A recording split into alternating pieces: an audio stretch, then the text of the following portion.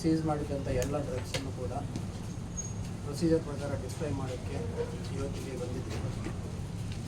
ಈ 2026 ಒಟ್ಟು ನಮ್ಮ ಮಂಗಳೂರು ಸಿಟಿಯಲ್ಲಿ ಸುಮಾರು 87 ಕೇಸಲ್ಲಿ 150 ಜನ ಡ್ರಗ್ ಪೆಡ್ಲರ್ಸನ್ನು ಅರೆಸ್ಟ್ ಮಾಡಿದ್ದೀವಿ ಈವರೆಗೆ.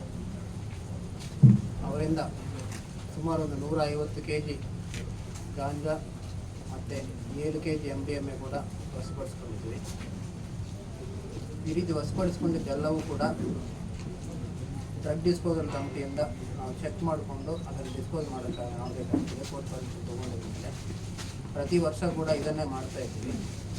ಸೊ ಇದರಲ್ಲಿ ಏನಾಗುತ್ತಂದರೆ, ಒಂದು ಎಲ್ಲಿ ನಮಗೆ ಕಮರ್ಷಿಯಲ್ ಕ್ವಾಂಟಿಟಿಗೆ 50 times in general most of the items commercial ಕ್ವಾಂಟಿಟಿಗೆ 50 timesಗಿಂತ ಕಡಿಮೆ ಏನು ಸೀಸ್ ಆಗ್ತದೆ ಅದೆಲ್ಲವೂ ಕೂಡ ನಮ್ಮ district level drug disposal committee ಅಥವಾ low level drug disposal committee ಅಂತಿದೆ. ಈ ಡ್ರಗ್ ಡಿಸ್ಪೋಸಲ್ ಕಮಿಟಿ ವತಿಯಿಂದ ಎಲ್ಲವನ್ನು ಕೂಡ ಡಿಸ್ಪೋಸ್ ಮಾಡಲಾಗ್ತದೆ.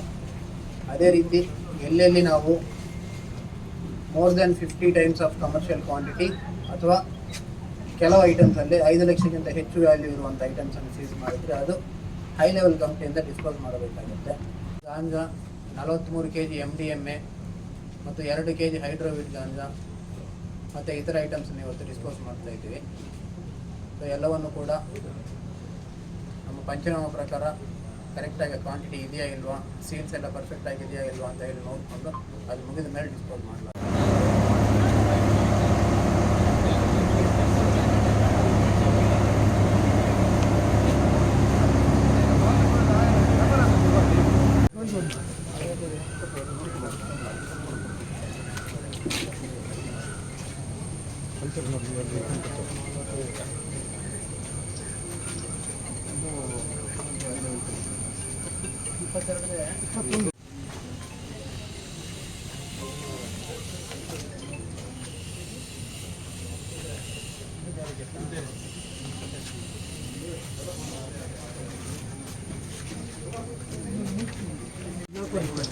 ನಾಲ್ಕೂವರೆ ಎಲ್ಲಿ ಹಿಡಿದಿದ್ದ? ಸ್ಟಕ್ಕಲ್ಲಿ ಹಿಡಿದಿದ್ದ?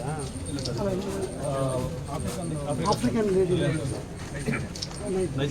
ಸ್ಟಕ್ ವಿಷಯದಾಗ ಬಂದಿದ್ದಾರೆ ಅದು ಅಂತ. ಹಾಂ ಸರ್, ಹೌದು. ಇದೇನು ಸ್ಯಾಂಪಲ್ಸ್ ಇಲ್ವಾ? ಹಾಂ, ಸೆಕ್ಷನ್ಗೆ ಸ್ಯಾಂಪಲ್ ಇದು.